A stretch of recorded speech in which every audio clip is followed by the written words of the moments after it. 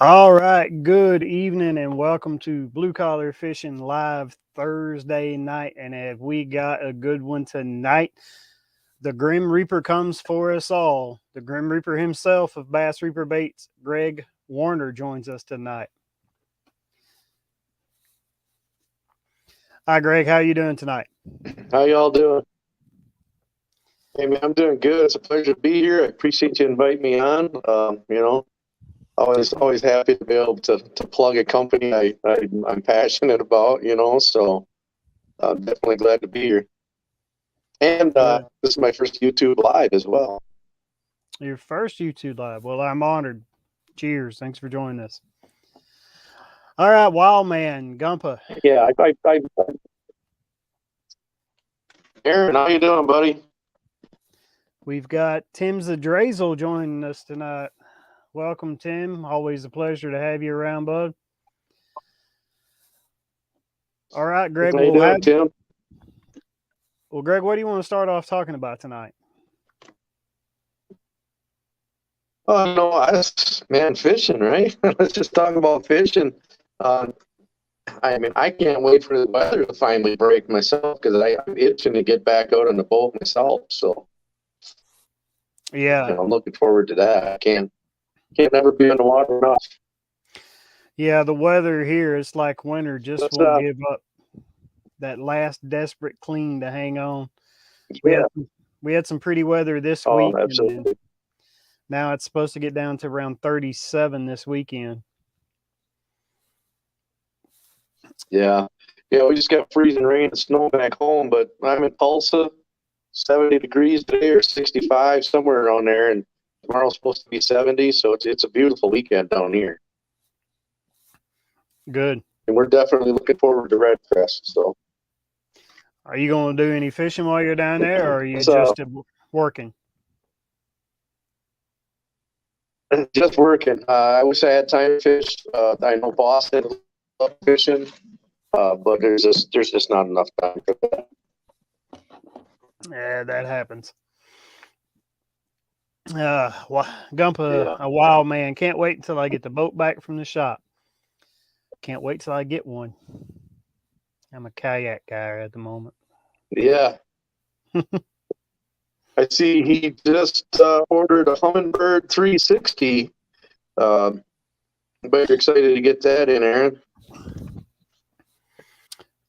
Well, let's ask you then, while we're on that subject of electronics, what are your feelings on Live Scope, the forward-facing sonar now?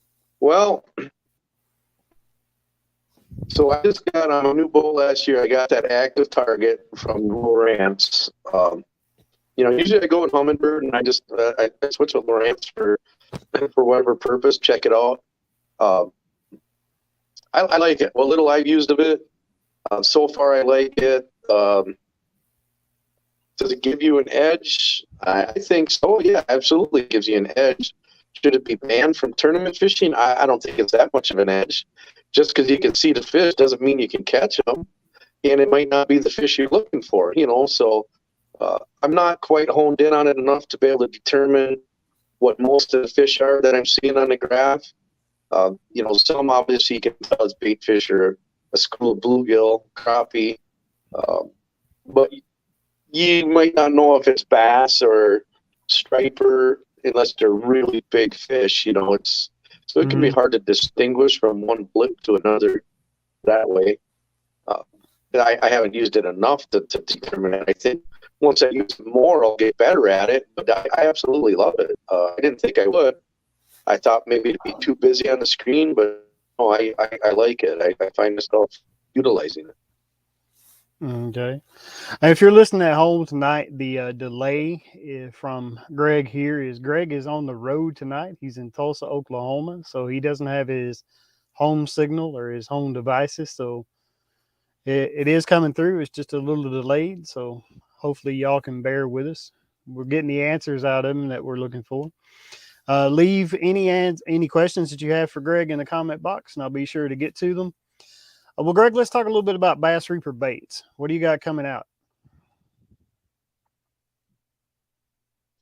Oh yeah, we have 3 new baits coming out. I'm excited about all of them, obviously. The one, a lot of people seen it already. We call it a double tap. It's a new stick bait, and it's called a double tap because each end looks like the part of a tap from a tap and die tooling system. Mm-hmm. So it's kind of cool. It's got a little bit different wobble as it goes in the water. It's kind of got a rock and a roll to it as it falls down from what I've seen so far. So we have that. I think that's going to be a great addition. We also have what we call the Tap That, and that's just a single version. That's our new networm. So that's another great addition. And then we have what we call a dead shot, a new drop shot worm that I'm really excited about because that's my favorite technique to fish. So we have all those coming out this year. We have all three of them at Red Crest. I've got to bring them here back to the hotel so I can at least show you pictures or put them on the screen, and I apologize for that. We had some packages, but I sent them to Crew O'Brien so he can start using them and check them out and promote them for us. So a few guys got them already, and if somebody wants them quicker, they can on Twitter, Facebook, or wherever they find us. They can send a DM. We'll try and get them out to them quicker than get them on site. Good to know. Now, do you add salt and scent to your plastics?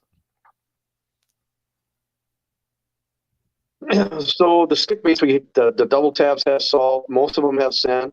We don't scent everything all the time. To me, that's more of an angler's thing. We could sprinkle salt on every bait and make you think there's salt on the bait, but it's not actually in the bait. So as soon as you cast it and it gets wet, salt rinses away anyway. If you put salt in all of your plastics, you can change the coloring. You change the genetic makeup of them all together, and they can damage over time if they get wet. They'll fade in color. They'll distort. They'll float. So it's kind of one of the things that salt's good. It helps the fish hang on, but it's bad if you don't take care of your baits and stuff and store them properly. So. Gumba says, and they tear up easier too. Yeah, they do. It's yes, absolutely, because they're salted. Yeah, absolutely. So that's something everybody. So like I said, we can oil them up, sprinkle salt on, put them in a bag, and then everybody will think that they're all salted, but it's just a mind, a psychology thing. So it's all psychological. And yeah, you got them on the way, Crew there. So we shipped them here from Oklahoma to Crew. I had them in the trailer already, and he was supposed to get some, but I didn't want to unload the trailer and then reload it yesterday before leaving for Tulsa. So when we unpacked the trailer today and started setting them up, I took them aside for Carew so he can get them, because he's got a tournament coming up in I think it's the James River, I believe, for the Bass Open, Northern Division, I believe. So okay. Now where I live, we can't have tournaments until June, I want to say 10th, whenever bass harvest season opens, because it is illegal in Pennsylvania to bed fish. You can't fish when they're on spawn. Right. So I did. No, and it's I did take care of that issue this year, and I went across the state line and got a New Jersey license where it is not illegal to bed fish. So see if me and Chris can hit some of them New Jersey bass this year. Yeah, absolutely. Yeah, I've read a lot of things on bass fishing. Yep, James River. Okay, that's what I thought. Oh, a week and a half. Okay, well, you should have them double tap in time then. So, yeah, so I've read a lot of articles, and I've done my own, you call it research, but right, I go fishing, you catch a fish, you put it back, you go back the next day, and he's back on. I've caught fish off a bed, like smallmouth. They become more aggressive after you catch them, and more protective of their bed. A lot of they say that they go right straight back to their beds. I read articles where they've they've caught fish on beds. They took them all the way across the other end of the lake and put the fish back on the other end of the lake. Within hours, they were back on their beds. So, I think, and I use a drop shot on a bed too, because I don't like using a Texas rig, dragging that right through the egg sacs and stuff. I just think it disturbs that a little bit more. With that drop shot, that bait's up in the air, and that does two things. One, that fish knows that it's frying, or knows that their egg sac is on the bottom, so they're more apt to bite that bait right away versus try and blow it out of there. So drop shot, they're gonna hit that and bite it quicker than say a Texas rig. Because when you go down there on your Texas rig in the bed, they're being really gentle because they're protecting their fry. So to me, just use a drop shot and you're not going to disturb the bed as much neither. So that's my opinion. Yeah, that makes sense. Makes a lot of sense. What do you normally rig up on your drop shot? Well, I'm going to use, what we have, Bass Reaper. I'm going to go with the Icicle. That's our 6-inch drop shot worm. Mm-hmm. I'm going to use that. And now with this new dead shot coming out, I'm going to use that a lot. And then the other drop shot bait we have is a Mighty Minnow. It's 3.5 inches long. Just a perfect bait profile to mimic the forage that bass feed on more 90% of the time. A lot of people think, yeah, you got to have a big bait. Yeah, sure they do. But if you pay attention to what they're spitting up, a lot of times, if it's not craw, it's a small bait fish. It's about 3 inches long. So I like those smaller profiles like that. It just matches the forage so much better. Yeah, and that's why that new dead shot, we designed that to be 4 inches long. I like the Mighty Minnow myself. Year before last, I hit them up pretty good with the Mighty Minnow rigged on a drop shot, the black one, because we have some our ponds and stuff here that we can that get warmer quicker. They can be pretty murky. For some reason the locals think grass is the devil, so they kill the grass in the ponds, and fish like grass, and it makes the water murky. So that black Mighty Minnow of yours is it's a small bait, but a dark profile that they can see to contrast the water. For me, absolutely. Yeah, like even Gumpa said that'll catch everything. You catch crappie on it. We've had guys catch muskie on them, pike on them, walleye on them. So it's a great bait. It's a great little bait. So I've caught bluegill on them. But that's mine. Yeah. So I've caught blue on that Icicle already. It's crazy. Perch. Yeah. No, they like I say, drop shot to begin with is my favorite way to fish anyway. So once you get dialed in on that, it's hard to put that down. Yeah. The only thing those tough bass and spawn in, aside from the weather, is a frying pan. Doesn't have to worry about that for me. Absolutely. Yeah, a lot of people eat bass. I'm not, Yeah. I release all bass, but it's not because I'm like holy about it or anything. If it's legal in your area and you keep a bass, I'm not going to say anything. It's your right to do so. There are a lot better fish to eat to me. So I live in an area of the world we got walleye and yellow perch and crappies. Why would I eat bass?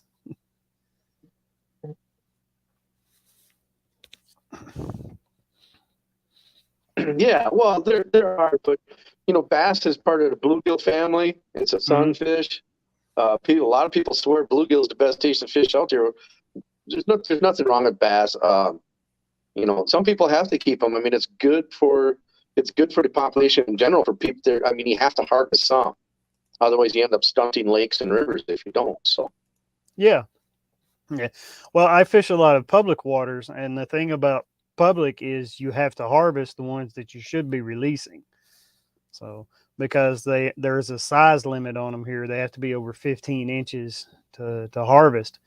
I mean, if it's right at 15 inches, it's good for to take some of those out of waterways. But if you have a lot of small bass, the 12-inch range or whatever, in a private pond or whatever, the best thing you can do for that waterway is to harvest those small bass. They're all, because not every bass can get to be 10 pounds. You've got too much of the small genetics, and they're all fighting for not enough food. Right. Exactly. You So want to yeah, take, I mean, harvest. You have to harvest some. Lakes get stunted.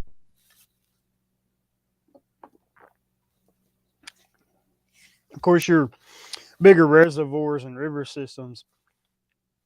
The smaller ones get harvested on their own, I guess, from predation, especially up here. And well, you're based in the north too.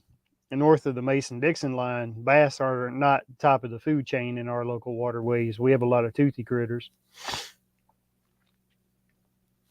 Yeah, absolutely. But bass actually feed a lot more often than say muskie or pike do. So some people say bass is harder on a ecological system than say a muskie is, because the muskie's going to eat sometimes only once a day or once every couple days. Where bass, I mean, they're just gluttons. They really are. They'll eat and eat and eat. It's like, yeah, the buffet is open and they don't ever want to go back and sit down. They just want to stay at the buffet line, So that's what some people think, and there's an argument there. Bass are very aggressive. People always say, well, what they look at a bait and they're like, yeah, they look at it and they're like, well, that doesn't look like anything that's in the water. It doesn't look like anything natural. I can literally hook a bottle cap up on a treble hook and a chain, and I could catch a bass with it. Because if it's in the water, bass think it's food. That's just the bottom line. They don't distinguish whether it's a natural looking thing or not. If it's in the water, to them, until they know it's not, it's food to them. And the only way for them to find out is to put it in their mouth. If it's food, great. If not, they spit it out. And if it's on a hook, well, then hopefully the angler sets the hook and reels them in. So I always, that always kind of baffles me when people say that, but obviously I can't sit there and argue with them and say, well, yeah, I mean, people have their own opinions, but they don't necessarily understand the fish they're after all the time. So it makes it difficult for me to try and, because people ask me all the time what I recommend, and I try and feel them out, and it's hard to recommend something if they don't quite understand the fish they're trying to target. Mm-hmm. Yeah, they are different. Alaska treats them as an invasive species. Yeah, well, man, because in Alaska they actually are an Yes, they do. species. Yep. They found last year was the first time they had found bass in Alaska. Until last year, Alaska was the only state in the United States that did not have a bass population. But they found a largemouth in Sand Lake, but they found it dead, and they also have found now a smallmouth population that has gotten into these reservoirs and lakes. And Alaska wants them out because, as Greg just explained, they can do a lot of damage in waterways that are not accustomed to keeping them alive. And Alaska relies, right, they're predators. They're predatory. They're predatory, opportunistic feeders. And Alaska relies heavily on their economy, on their trout and salmon fisheries, and they damage the native trout and salmon populations. Yeah, they will crush a trout population inside of a lake. Yep. There's studies that say bass grow bigger and heavier if they have trout to eat, because trout have no defense other than their ability to swim faster. Yeah, and trout and salmon also have high levels of omega-3 fats, and omega-3 fats makes bass healthy and fat. So if You find Yes. Yep. if you find a bass population that's feeding on trout fry, they have a tendency to get bigger and heftier than uh, a population that's feeding on bluegill or shad. Absolutely. Absolutely. And I like trout myself, so I mean, I feel I know what the bass like. So I like trout as well. Well, yeah, sometimes it's not yeah, my favorite fish that's to eat. true, Tim. It's not my favorite fish to eat, but I do like it. We have a pretty heavy, excuse me, here in Pennsylvania. We have a pretty heavy put and take trout stocking program. The state stocks trout in the entire state. That opens April 2nd. So, but those, the only native trout is a brook trout. So, to the brook trout, the brown trout, and the rainbow trout that the state's putting in here, they're just as invasive as the bass. So, um, Yeah, Wisconsin has a stocking too. Not as much as they used to, but the wild game pursuit going steelhead fishing this weekend in oh, Michigan. nice. Good luck. You going on Erie? I caught a steelhead on Erie Where are you last. going, St. Joe? You going by St. Joe? What part of Michigan? But yeah, I caught. Now there is a debate on that wild game because I've had people tell me that I have yet to catch a real steelhead because some anglers swear that it's only a steelhead if it swims into the ocean and comes back. Other than that, they don't count Great Lake steelhead as steelhead. They only count them as a big rainbow trout. So I say it's a steelhead. The genetics are exactly the same. So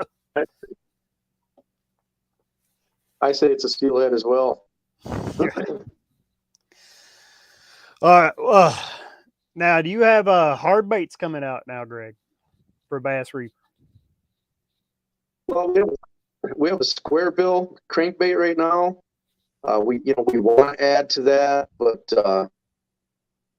everything takes money, obviously, and a lot of it. It's not like we can just come out with $100 in stock hard baits. It's thousands and thousands of dollars to get them and stock them and things like that. And it takes time. We have to send them somebody that could custom paint them. Like I had Marty's Lures. He's the one that I had do the original paint on the square bills we have, and then I send them over to our manufacturer, and then they replicate what he did. So we have to do that as well. But right now, yeah, that's all we have right now. We'd like to get into a lot of things, obviously, but again, that's just that's a step and it's a process. It takes time and a whole lot of money. So, are your square bills proprietary? the body's proprietary. Chris Summerall wants to know. No, they actually are not proprietary. Anybody could go ahead and use the same bodies and things like that. So it's kind of like if you notice all the custom paint guys, they pretty much a lot of them have the same bodies.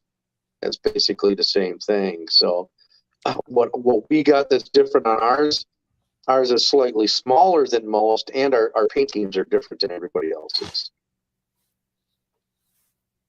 Okay. And yes, you're correct. It was Chris that wanted me to answer that question.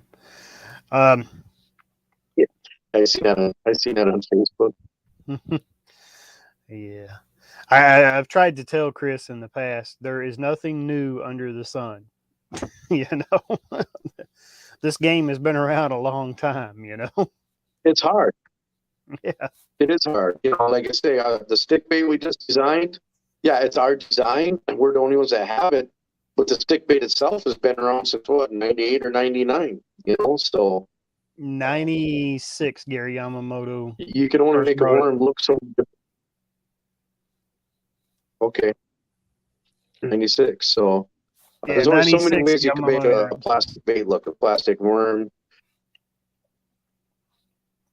And that's when he first introduced it. Right. And was laughed out of. That's amazing, though. He was laughed out of most bass shows across the nation when he showed him his big pin, and now it's probably the best bass catching lure ever made. It is. It's the most popular bait in the country. Yeah. It's you know, it's one of them things. You know, so we just kind of we put our own little twist on a stick bait, and it's going to give it a slightly different action and a slightly different look. So, but it'll catch just as many fish, you know. So, Yep. Wild Game says the west side of Michigan on the rivers coming off of Lake Michigan. I haven't fished Lake Michigan. yeah. So like St. Joseph and north of there, Benton Harbor.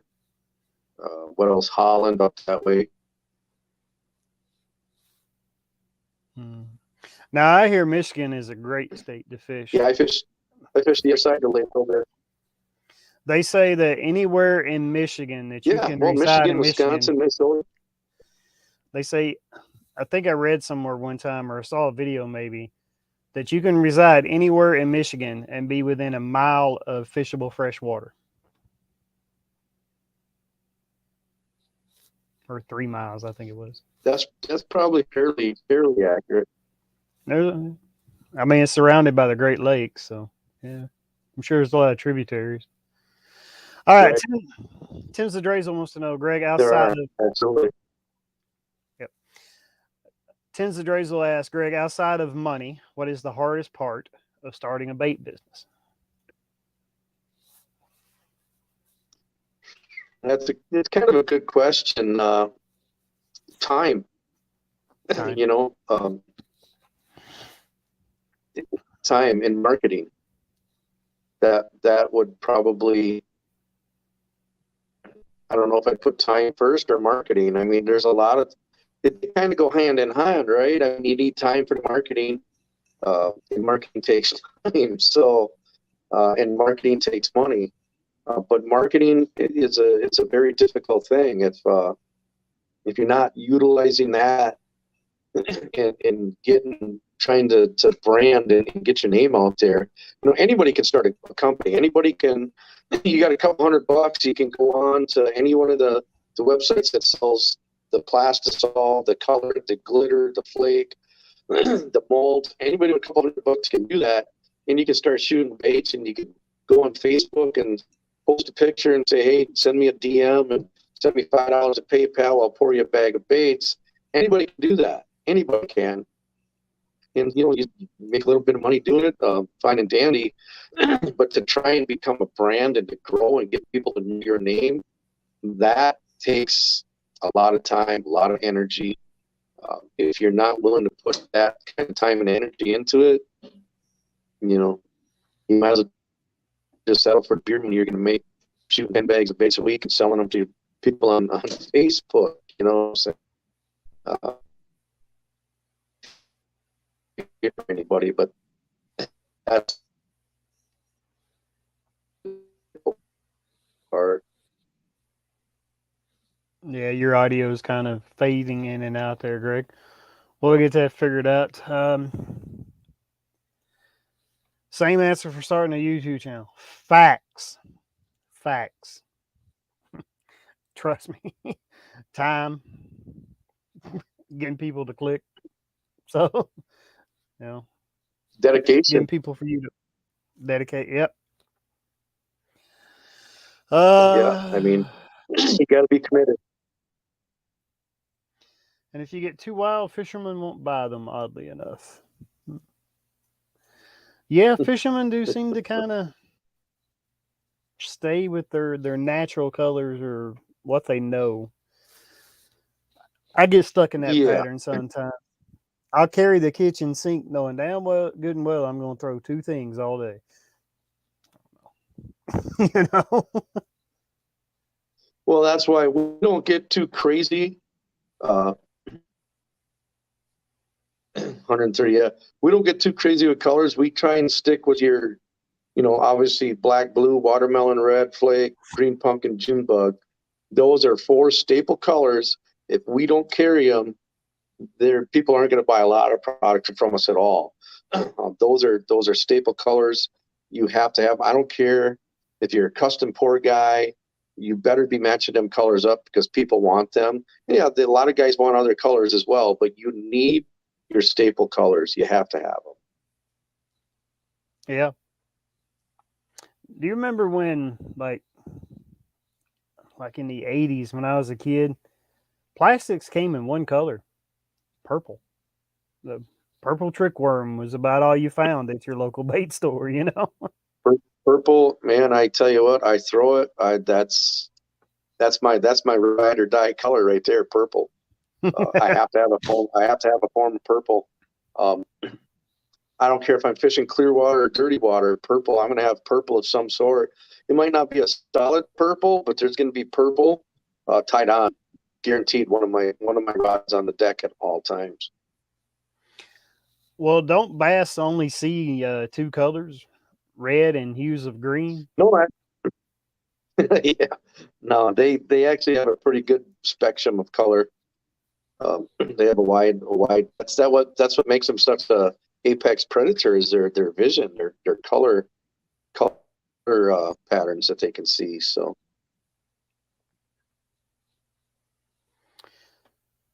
We all want the same but different. Yeah. that's true. We get that a lot. So I've noticed two things since we've had the bait company. So retailers, stores, they want you to have something nobody else has. But the angler, the fisherman, they want you to have what everybody else has, but in a different color. You know what I'm saying? Because they're like, well, I want something like a Zoom trick worm, but I want this color. Do you have that? Well, no, we don't. You know, but that's one of the idioms, I guess you could call it, of the big companies. Tackle stores want one thing, the consumer wants another. And trying to find balance there is kind of difficult at times too. Yeah, I tend to carry maybe three colors. For me personally, on the kayak, I'll have a green pumpkin because we have a lot of clear water reservoirs here, so a natural looking color like green pumpkin. And then for the murkier water, I'll carry a solid black or a black with blue flake, maybe a black with red flake, and then a a craw and red color. I don't maybe so. I know you said that don't get locked into these same colors. That bass will strike different colors. They have a broad range of color spectrum. So if you're throwing something that they haven't seen before, Yeah. you would suggest that you carry more colors than just your basic three. Well, I'm not gonna. I got to be careful how I answer that question because we sell more than three colors, right? Everybody's different. Everybody has their favorite color. Some people like red. They prefer a red in a worm, like red bug. That's a solid color. And it's got its purpose. You know, there's times when color is probably the most significant thing of the day, but there's other times where it's more about the bait profile than the color itself. Because I'll get on a bite and I'll change colors just to see if it's the color thing or not. And color doesn't seem to matter. But then there's times where color does matter. So, and everybody has their favorites. You know, there's transitional times a year where spring you have to have a lot of white because guys are bed fishing. And it's not that white gets bit more, but the angler can see the bait better and to see where it's at in the bed and bring it through. So that's the purpose there. You get on south in Alabama, Tennessee, early in the year, you're going to have some sort of red or fire craw pattern going because that's what they're using that time of year. And that's what the fish are just, annihilating. So kind of like Lake Fork in Sam Rayburn in Texas, they got what's called Rayburn Red. So it's got a little to do with the color, a little bit murkier water. So yeah, I'm not, man. I think to experiment with colors is good. Another thing is you got to get confidence. If you're not confident in the color, you're probably not using it enough, or you're not using it in the right applications. Okay, that makes sense. Why is Sam Rayburn that color? Is it a red clay bottom lake? Is that what makes it that red? What was that question? You said Sam Rayburn red. I guess the red for Sam Rayburn Rayburn red, yeah. Sam, Yes, yeah. is Rayburn Yeah, Lake Sam Rayburn, so they call it. Well, Sam Rayburn Lake, they just call it Rayburn Red because of it's just popular down in that part of the country, I got you. down in Texas. Well, all right. Well, we're talking different lakes and stuff. What has been your favorite body of water that you've fished? I got two of them, and I don't know. It's a toss-up between Lake Champlain up there in upstate New York and Vermont, or Mille Lacs Lake in Minnesota. Those two lakes are just absolutely something special about both of them. They're both big, Champlain being bigger, but man, if you got a bucket list fishing place to go, I would suggest either one of those two. Northern part of the country, June, July, August, or September. Make the trip. Both of them places are well worth the visit. Champlain isn't actually all that far from me. No, for you, it wouldn't be bad at all. No. So if you swing by, give me a ring. Yeah. All right, Greg. We used to start off with this question. Now I save it for the middle of the stream or whatever. Question we always started off with people is it's a two-part question. Why do you fish now? And how did you start fishing? Oh, why do I fish now? I can't imagine life without fishing. I really can't. I started as far back as I can remember. Man, I used to know. The only day of the calendar I knew was the first Saturday in May when I was a kid. That's the only day I cared about, because in Wisconsin, that's the season opener for basically harvest season for any species, first Saturday in May. And I grew up within walking distance. I could throw a rock and hit a trout stream from where I grew up. And I spent my summers on that river, trout fishing, swimming, all of that. I fish now just because it's so enjoyable. I mean, I can't imagine me not fishing or being on the water at all. It just doesn't make sense to me. Yeah. I just think it's the one thing we're meant to do. Yeah. For me, it's been like the one thing that's turned off the noise.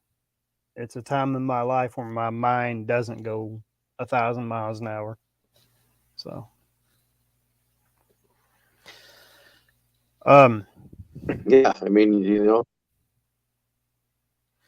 Now you said you're at a show in Tulsa right now, and you want to tell us a little bit about what you're doing there? Yeah, well, we're here for Red Crest, obviously the MLF Bass Pro Tour. Where the biggest names in the sport compete for one of the biggest prizes in the sport. Evan Evers, Kevin Van Dam, Andy Morgan, Anthony Gagliardi, all those guys are here.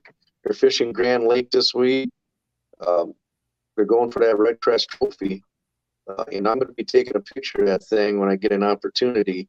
The expo actually starts tomorrow, and it runs through Sunday until 7 p.m. here in Tulsa. Do you just do the MLF shows right now, or do you also follow the BASS? We were at the Bassmaster Classic 3 weeks ago in South Carolina. Yeah, Lake Hartwell. So we try and hit, we try and hit, obviously we gotta branch out. We got people need to see our product. They need to see your name, and so we got to do these shows to get that done. Do you have shelf space anywhere yet, or are you a strictly online retailer still? Yeah, no, we do. We have it's limited. We have places in Wisconsin, obviously, places in Minnesota, Florida, Mississippi. I think Missouri. You can actually go on our website and you can see the list of vendors that we have. They're listed on our vendor page. Okay, I'll do that. So do we, Tim. So do we. You going to be at ICAST this year, Tim? Michael Johns invited me to ICAST last week with him. Oh, yeah. I met Michael Johns last year at ICAST. He's fishing the NPFL this year. Yeah, if you're a vendor or have a program to ICAST, if you're an influencer, you have to be invited. So nobody sent me the invite before. So until last week. So yeah, no, it's fun. I like that. I like ICAST. It's for us, for what we do. I mean, we gotta kind of should be there, Yeah. It's a good time, and our new products will be on display. The I talked about will be on display there this year. You always think that people have gone as far as they can, but there's always new changes in this industry. There's always something at ICAST every year like, well, damn, why didn't I think of that?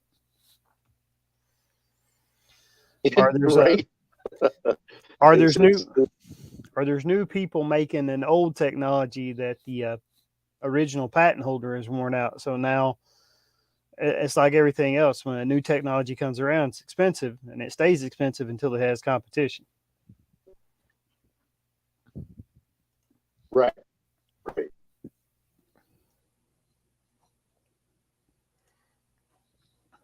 Tim said he'll be there with YOLO Tech. I got you. Media Pass, I have not, because I don't think I'm big enough for the Media Pass. Like I said, as a Media Pass or an influencer, you have to be invited. At least it used to be that way. I'm not sure. I don't know. I think you can apply for a Media Pass. I'm not 100% sure, because there's a lot of people there with media badges. So I don't know how that works. You have to probably call them. Make sure you enter that new stick bait with the weird ends for the showcase. Absolutely. All three of our new baits are going to be entered.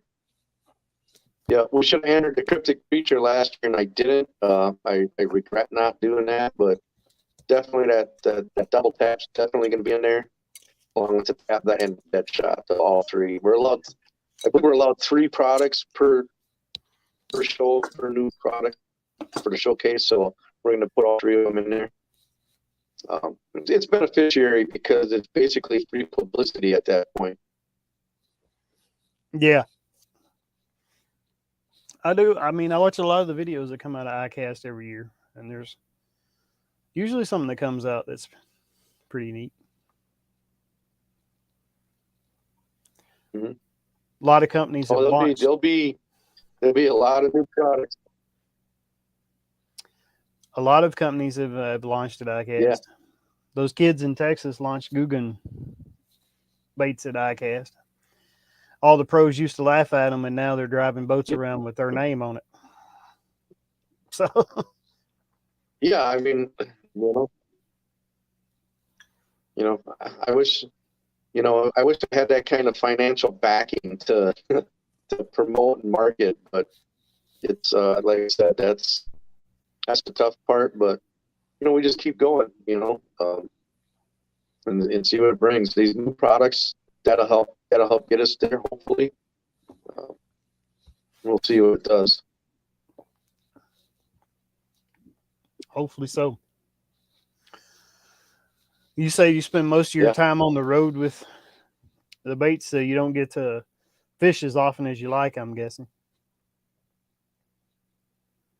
No, of course not. Well, I drive truck over the road, so I got to still pay the bills, and I got an expensive life. I like certain things. I like to be able to do things when I'm off of work, so I got to keep working hard. Even the new products, that's very expensive to develop. So if I didn't have my other job, I wouldn't be able to do what I do with the bait company. So.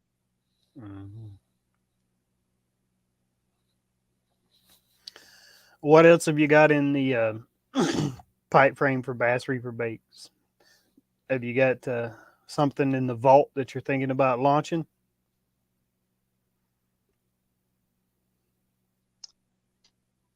Well,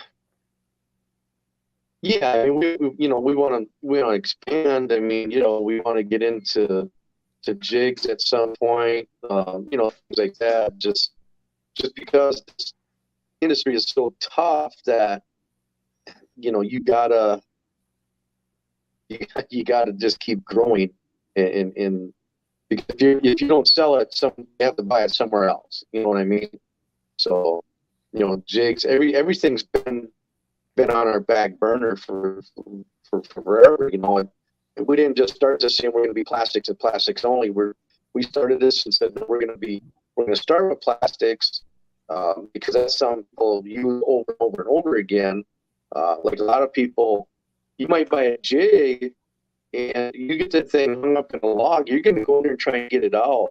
Unless you're in 30 feet of water, you're probably going to get that jig back. You're not buying jigs all the time like you are plastic. You're not buying hard baits like you are plastic. So we started with the plastics, but we want to just keep branching and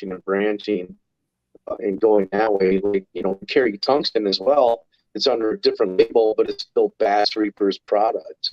It's just labeled as first contact. So we have that as well. You do carry tungsten? Yes. Yes. Bullet weights or bullet weights, flipping weights, drop shot weights, nail weights. Yeah, we have all those. I have to set a budget aside for three different colors. Well, yeah, it's not cheap. It's not cheap at all. No, it's not. When somebody asks to borrow weights or one of my kids use weights, they get steel. There you go.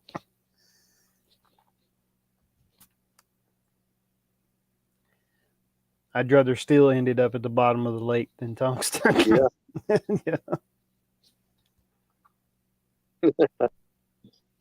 Yeah, it's nothing cheap about tungsten, but it is a lot more compact, a lot more sensitive. Because it's harder, so you can feel things, the vibrations of movement go through it easier than lead. So, and it's not as toxic to the environment as lead. No, it's not. Well, they're not made from. None of them are made from lead anymore, though, right? Lead and waterway, aren't they all like steel shot now? Yeah. I'm not. Yeah, I believe I don't. To me, only tungsten. So I don't even know. I don't even know what's on the store shelves anymore. I know you can still get lead split shot weights. I thought they were all soft steel now. I didn't know if you were allowed to use lead in waterways anymore.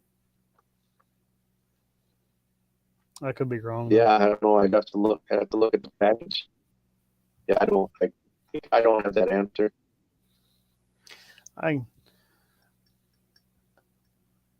Because I asked a question in a video not long ago. Because when I was a kid, they were, split shot. They were all made of lead. And I spent my entire childhood biting down on them stupid things. So I wonder how healthy that was for you. Yeah, we all.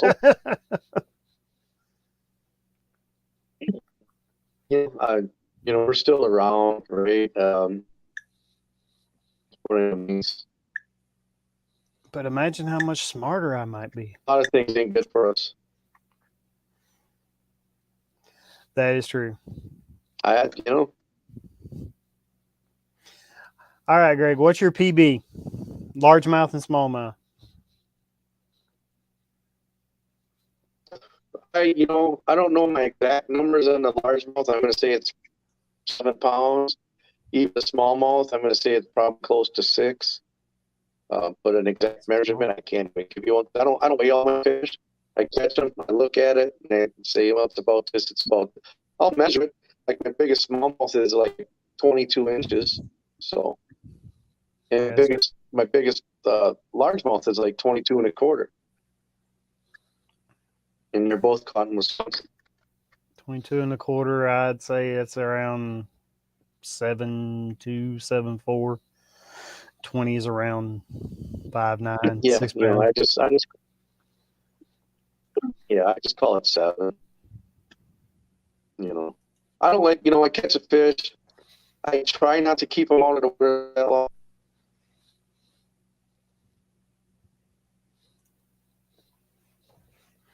Tim, you can still get lead down here. Yeah. Can you? Because that's kind of surprising in Florida with your water issues. Florida's having some major water issues right now. Isn't it like Okeechobee trying to run dry? I think they're trying to kill grass down there. Mm-hmm. We actually just passed, our fishing game just passed it here where we have to kill the snakeheads if we catch them or throw them up on the bank to die. We can't release them back. And I put a post on it this week, Tim, about it. I don't know if they do the damage that they think they do because Florida made it where you can release them. So that tells me they haven't been as destructive as they said they were going to be. So we were just talking about a while ago, a bass can eat its body weight 10 times a day. So is the snakehead any more destructive than the bass that's here? Or is it just a tasty fish for people to fish for? I don't know. I don't like being. Yeah, it's,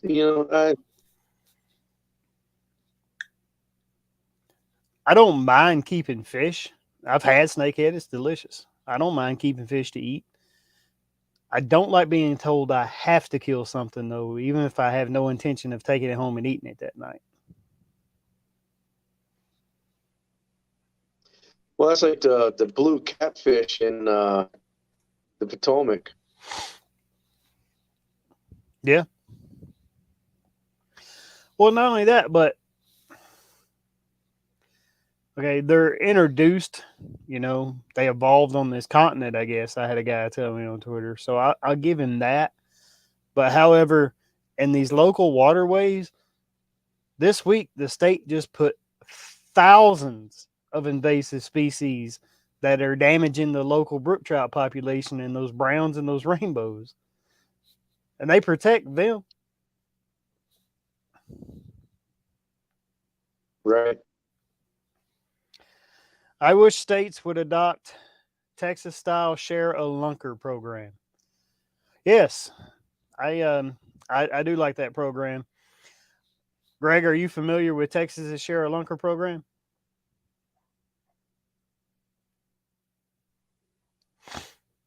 Texas.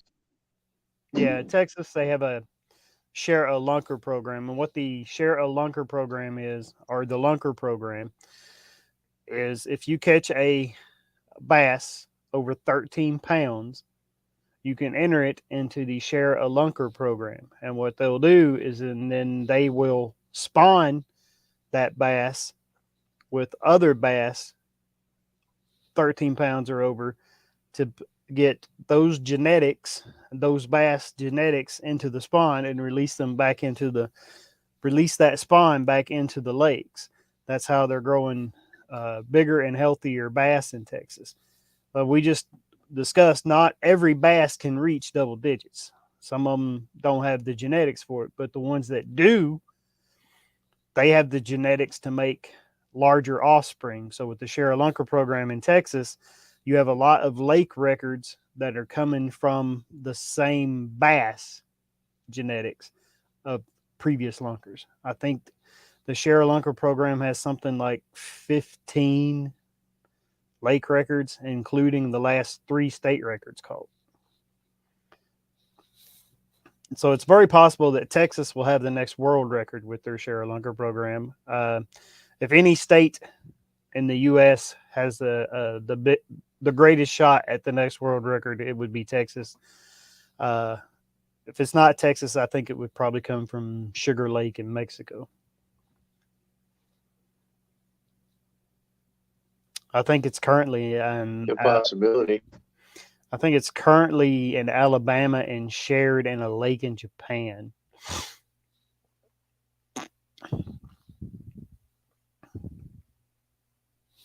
But yeah, I'm certain right now. California has a lot of big ones. yeah, it's a good way to put larger bass to catch into these lake populations, to get those genetics into the lake.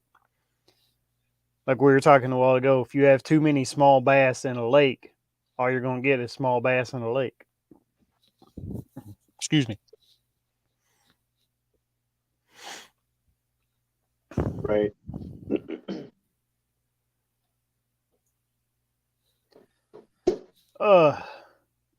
So you had to be at the show around 8, right?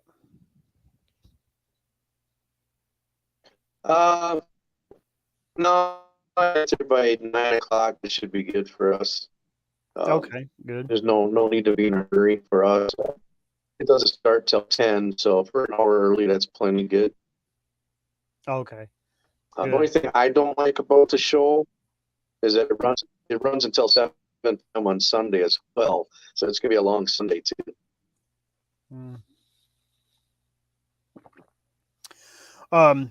What do you prefer to fish for, largemouth or smallmouth? Me, it's small. I'll take largemouth.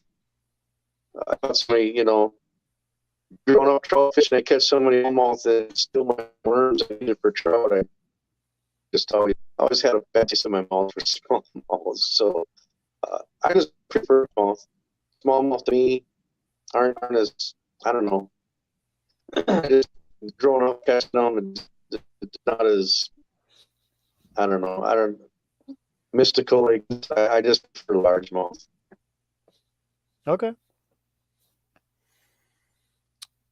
I think largemouth are better to fish for, but smallmouth are better to fight on the line. Smallmouth put up 10 times the fight a largemouth will. To me. Yeah, I don't know. No, it's hard to say. I catch them on drop shot. They're all big on a drop shot. They're all fun to catch. They all pull that drag. So I've caught 5-pound smallmouth. I've caught 5-pound largemouth. They're all fun. So to me, it doesn't. But when I go fishing, I prefer to find largemouth. What do you fish for when you're not bass fishing? Do you fish for other species? I'll go trout fishing once in a while early when it first opens.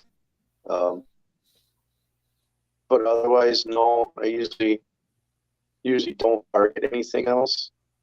You catch so many other species fishing for bass that you don't need to really target anything else. Mm-hmm. Bycatch.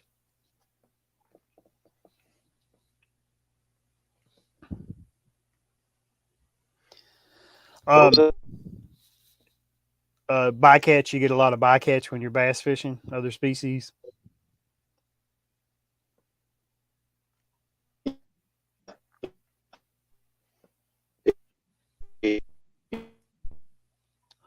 Hold on, Greg.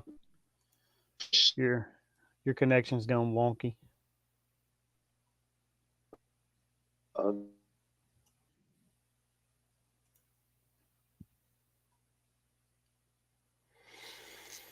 Uh, Well, seems Greg's connection has gone a little wonky here. So while we wait for that to recover, address some of the comments if I've missed any here. All three big bass are gone. Okay, I got that one. Here's a question I missed, Greg. Do you have all the way up to 2 ounces yet? Are you back? yeah, we do. Yeah, can you hear me? Yep. Yeah, you're good now. Yeah, we have all the way up to 2 ounces. We don't have 5/8 ounce.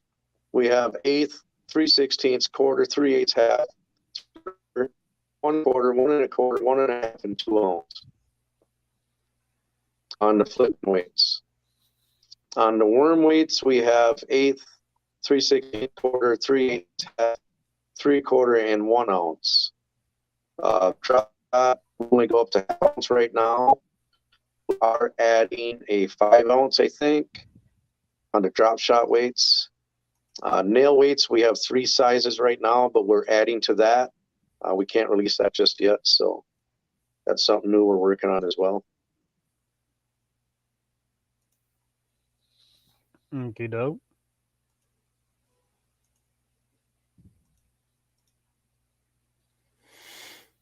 What is your can't buy a bite? Need a need to put fish in the live well. What are you tying on? It's going to be a drop shot, I'm telling you right now. I'm not putting that away. Drop shot. Yeah, I'm telling you.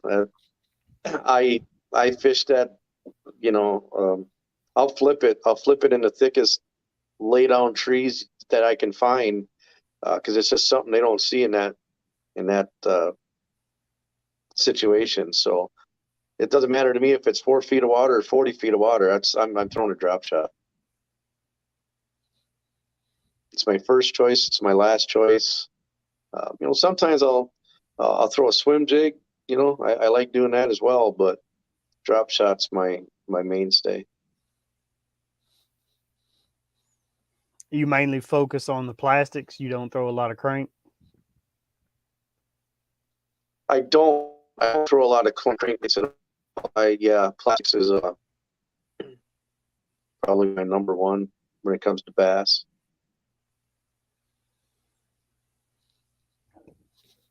Pardon me. Yeah, due to the high pressure on a lot of the local lakes here, it's not that I set out to become a finesse expert. It's just what you know. Necessity is the mother of all invention. So it's just what was needed. So drop shot, wacky rig, stick bait.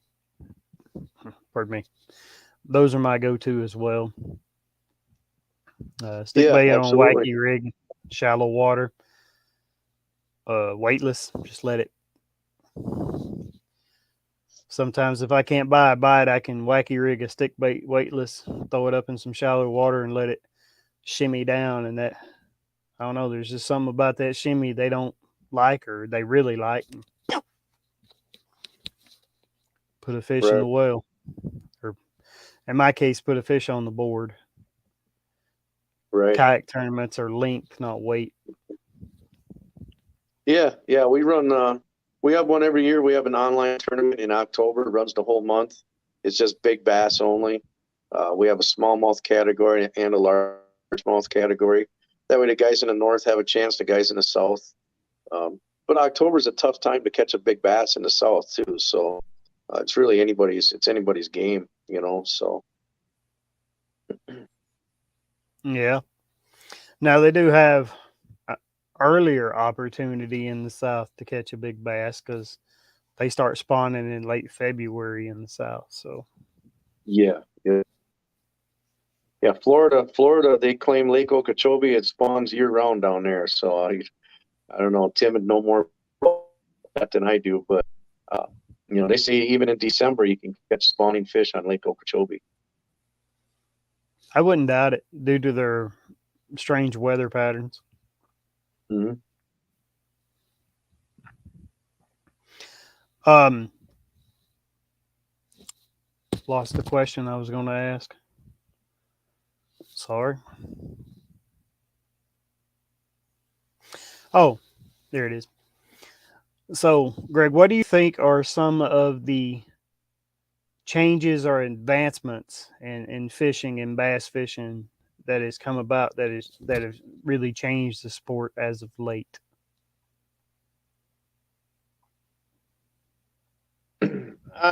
Maybe the catch weigh release formats.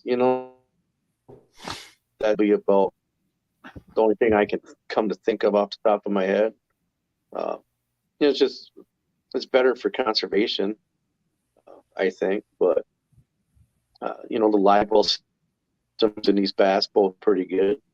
Most people know how to take care of their fish even on hot days. So, but yeah, the catch weigh release, the kayak fishing stuff, and I think kayak fishing is going to get a lot bigger with the fuel prices the way they are. And I'm actually anxious to see the electric motors, these electric outboards. I'm looking forward to seeing those in the future here. So just to see, if they're better, what kind of how long you get out of a charge on them, you know, to see if that Mm-hmm. changes tournament fishing or not. So I am you know, I am interested to see the electric outboards as well. I was at a saltwater convention show in New Jersey last week, and we looked at some polycraft boats by this company called Tuffy, and they mhm. had one of the new electric outboard motors on one of their boats that they were displaying. And I think with the invention of lightweight lithium and the battery systems now, and the electric industry making such advancements, I do wonder if not in my lifetime, but at least in my kids' lifetime, that they may look back on the old, two-stroke or four-stroke outboards like we're running, or the gasoline engines like we look back on, say, a car from the 1950s, like, well, that's an old gasser. So I'm thinking that's the direction that this technology is headed. That if they become where they can last all day, and like you said, especially with fuel prices at the way they are now, if they get to where they can make an electric motor last all day in a tournament setting, I think that's where everybody will go. Oh yeah, I mean, I'd get one. Why wouldn't I? And I think there's things they can do to lengthen your charge, like the gunnel rails. They could put solar panels, right? I mean, if you break one, it could be expensive, but you break anything on a boat, it's going to be expensive. So if they added little solar panels into the rub rails and the gunnels on boats, that'll help keep your battery charged throughout the day as well. So I'm sure they already thought that. People are smarter than I am that work at those companies. So Right. Yeah. Yeah. But also, like I said, lithium, holds a charge longer now, and it's half the weight of the old acid batteries in marine oh now. yeah, So, yes, so my guess is lithium is where we're all going. Lithium power, and also I think they're quieter. They don't make as much noise. No, they don't. No, So but I I think I mean, think in the future will bring something newer than lithium as well. Because lithium's really, it's not the greatest for the environment as far as the power is fairly clean, but to get the mine to lithium is not necessarily a good thing. So, um, you know, no, it's one of them things. You get rid of one thing, but you got something else. So what, it's they can say it's the lesser of two evils. I don't know if it is. So yeah. Excuse me. Well, the lithium, like you said, it's hard to mine. It's not great for the environment the way they mine it. But I think we're headed toward electric because there's only one way to make gasoline. You know what I mean? It has to be refined from petroleum. There's numerous ways to make electricity now: wind power, solar power, nuclear power, uh, coal and oil. well, yeah, nuclear power is actually the cleanest power we have. Um, it's cost effective as well. So if everybody's all about the environment, they should be doing more nuclear power because a lot of these solar farms, these wind farms, I mean, you can't fight gas and carbon emissions by gobbling up tens of pounds, thousands of acres of land to try and combat this impact. You need to be planting more fields and less tilling and quit gobbling up all the property and eliminating plant if you want to combat carbon. So some of what they're doing is kind of asinine, in my opinion. Yeah. So And I think it's a conspiracy tonight, Greg. You were fine until we started talking about ways to take away the oil while you're down there in oil rich Oklahoma.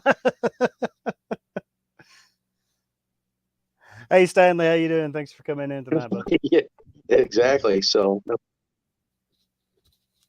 Yeah, Stanley, the audio for Greg here and there is a little rough. He's on the road tonight in Tulsa, Oklahoma at the MLF competition, and where he's staying on his phone, his signal's not fantastic. Their Wi-Fi is not top tier, so the audio being a little rough. We'll have to do this. We'll have to have you on again one night, Greg, when you have a better audio capability, so we can cover all the things that we've missed tonight. yeah, absolutely. See, now you're back. I'm telling you, it was a conspiracy. We got to stop talking about oil. Yeah, no, I was dissing electricity and lithium, so No, they Google cut me off. yeah, but praising nuclear. Well, that goes against their, they don't want that. That's about solar, wind, and batteries. So um, I think, like I said, the changes. I don't know if they're all positive, but some of the changes in this industry recent is the kayak competitions now, kayak fishing being so popular. You got a lot more people with accessibility to fish and fish in a tournament style. But also, I think one of the biggest changes is what we're doing right now. I think social media has really brought fishing back to the forefront. A lot of these influencers have made fishing cool again. I see a lot more since the social media aspect with people sharing on Instagram or making YouTube videos or watching some of their favorite influencers that are fishermen now. I see a lot more and a lot younger anglers when I'm out fishing different streams or lakes and rivers now than I did in years past. So I think that's the positive of this, and maybe the negative for some people too. But their local fishing holes have gotten more crowded. Well, COVID that too. People had to find something to do. Yeah. Down, and they found outdoor recreation again: camping, fishing, nature. Yes. Yeah. Outdoor recreation did become a lot more popular during the pandemic because everything else was closed. Yeah. Well, man, there's so much information now. Yes, there is. There's so much information, and the information is at your fingertips now. I think I heard somebody a joke one time. If somebody from the past was to travel to this point in the future, what would be the hardest thing to explain to them? And the answer was, in my pocket is a device that I have all the answers to all the questions ever asked in the known universe. And people use it to look at pictures of cats and get in arguments with strangers. That's true. Yeah. Oh, yeah, your audio is a lot better at the moment. Let's hope this lasts. Yeah, probably last couple minutes. Yeah. For some reason, my battery's not charging on my phone neither, so I don't know what that's all about. Conspiracy. Yeah, I mean, on to 7%. So Those big sponsors down there at the MLF, they don't want people to know there's another way. Nudes. right.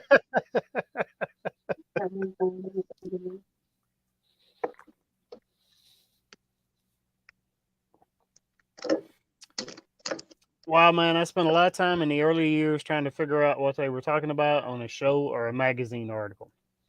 Yep. And now you just Google it and boom, instant answers. Or YouTube it and boom, instant answers. So, yeah, I think. Yeah, well, I call it YouTube University. So Yeah, and I think this platform has become the new fishing show. Or even the guys you watched on TV as a kid, now they're all on YouTube. They laughed about this when these kids first started doing it, thinking, nobody's going to take them seriously. And then they started asking those kids how they could grow.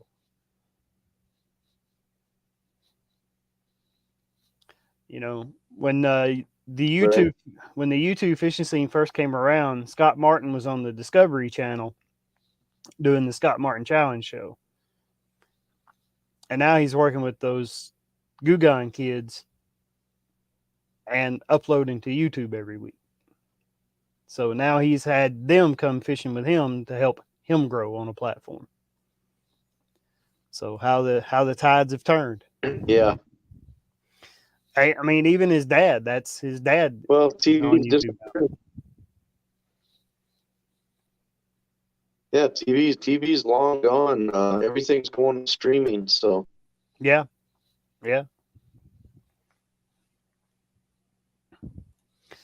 I learned to pitch with a crankbait thanks to a club buddy. I have never been very good at cranking. I just don't have the confidence in it, I guess. And not only that, but I'm something you got to use until you get confidence. Yeah, but I'm more of a shallow water expert. Don't use a lot of crankbaits in shallow water. Square bills. Yeah, square bills. Let them dig around the bottom.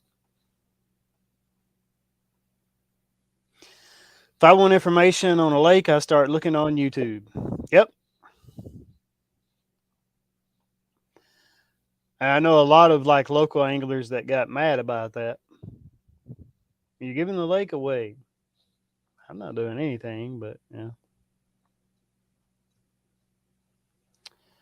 Thing about public water is it's public. Stanley Orchard, no offense, but good riddance. That's right. TV sucks, in my opinion. I much prefer watching my buddies fishing at New York OEN discretion. My own discretion, I'm guessing it was supposed to say. Well, my own I discretion. Yeah.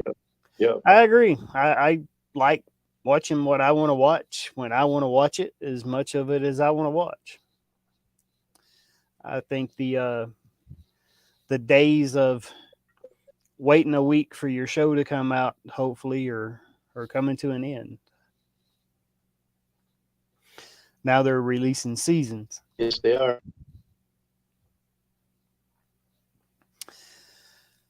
Well, man, I do. If you throw a jig there, I'll throw a crank. May work. I don't know. It's just not something I've ever gained a lot of confidence in. Like I said, I'm a shallow water guy. I throw a lot of plastics, some jigs, swim bait, spinner sometimes. And not only that, but the waters I fish are either shallow or full of structure. And a crankbait will get hung on absolutely everything. If there is any grass or structure in the lake, a crankbait will find it. To me.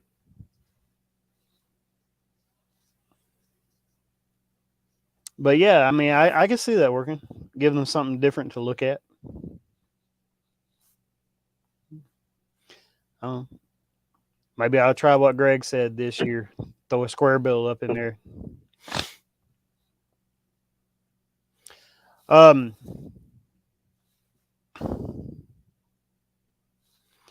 so we've talked about your new products that you've got coming out, and I will message you about that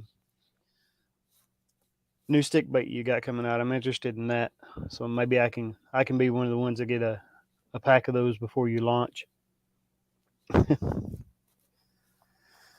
Rod position helps. Yeah. No. So, what rods are you using right now, Greg? Speaking of to throw your baits,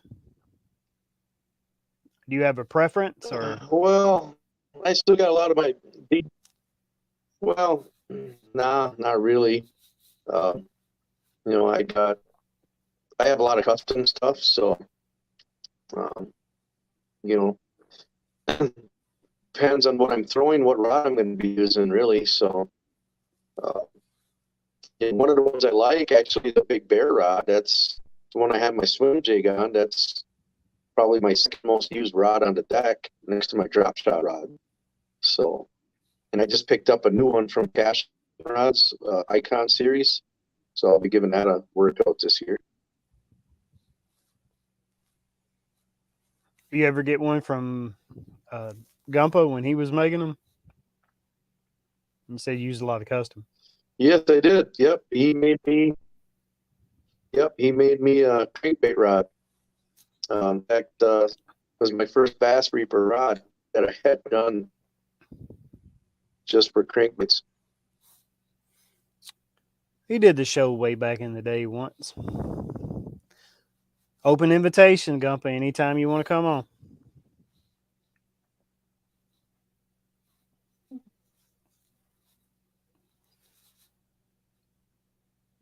Excuse me. I don't. Yeah, I got to get back on the water with him. We fished Lake Geneva. Lake Geneva. That sounds like a good time. Yeah, that was yeah. He could tell you a story about the spot I had. I used, I was using triangulation to keep us on a spot, and one of the objects I had was a boat out in the middle of the lake. Well, that boat happened to get up and move, and I couldn't triangulate no more. So I'm supposed to use stationary objects for triangulation, not ones that move.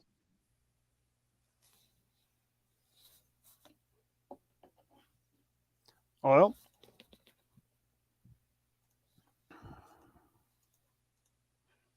just some of this real quick.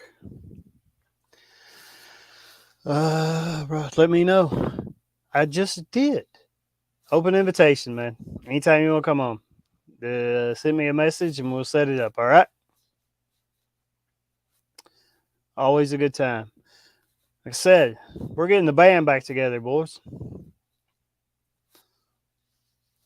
So all the fishing family, we'll get you all back on here one time. You know, those other guys were just a copy of me, and the copy's never as good as the original. So come on back home to Blue.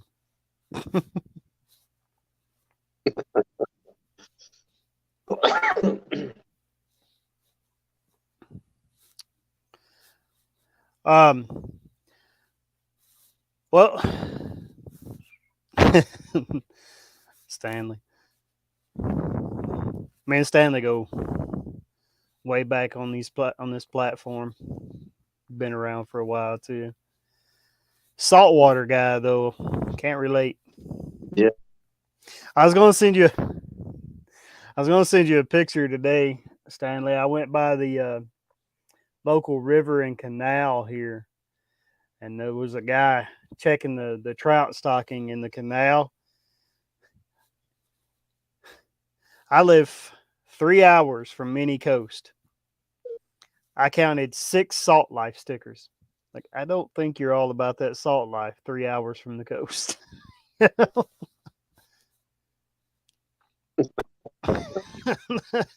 Well, we see salt life stickers up in Wisconsin, so in the Midwest. Only salt water Yeah, he's seeing is what he gargles with.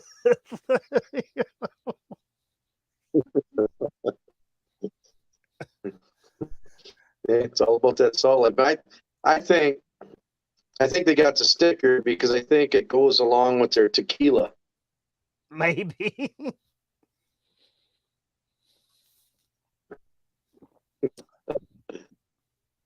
And for you parents out there, relax. It's not a school night for me. I'm off tomorrow. I'm enjoying my evening. You know.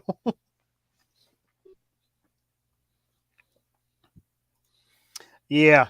I I was going to take a picture, but he was walking back to his truck, and he was twice my size, so I thought better of it. You know?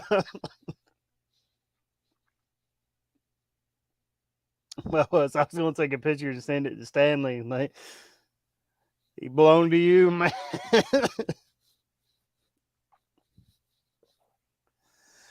Oh. Well, Greg, I think that's going to about wrap it up tonight. Is there anything you want to bring up before we end here? Sounds good. The only thing I want to say is if you want to catch a keeper, you got to use Bass Reaper. I like that one. That's a good one. Catch a keeper, use bad. Not bad. I'll use that next time I bring out one of your plastics on video. All right. Well, Greg. Yeah, appreciate it. Thanks for coming on tonight. I'm sorry that we had the audio issues with you. So next time we have you on, hopefully we'll have you where you can get your connection. Excuse me. Yeah, that's the thing. It's hard. I'm always on the road, so to get me home on a Thursday is pretty rare. So, well, hopefully next time we'll get you somewhere that has good Wi-Fi, maybe. So, yeah. Usually when I'm on the road in my truck, I got my Bluetooth on. It's usually not bad, so it's usually pretty good signal. But yeah, this Wi-Fi here is horrible. So. Yeah, you had some rough spots tonight, but growing pains, we all go through them together. Hopefully next time we have you on. But guys, thank everybody for coming in tonight. We want to thank Greg. We want to thank Greg for being here. So, we'll do some posts throughout the week. And Gumpa, I will talk to you here in a bit. Or Wild Man, sorry, you're still Gumpa to me. So I will talk to you here in a bit, and we can see what we got going on. I think everybody in here is subscribe to me already. If anybody watches the replay and you're not subscribed, please hit that subscribe button. It really helps our channel grow. Hit the thumbs up on your way out. And we'll see you next week, 7 o'clock on Thursday nights. Wow, man, I'm still Gumpa. All right. So 7 o'clock Eastern Standard Time on Thursday nights on Blue Collar Fishing Live. We'll see y'all next week. We'll see what guests we have that we'll announce during the week. Maybe Gumpa. See you next time. Enjoy the intro as we go out. Good night, guys.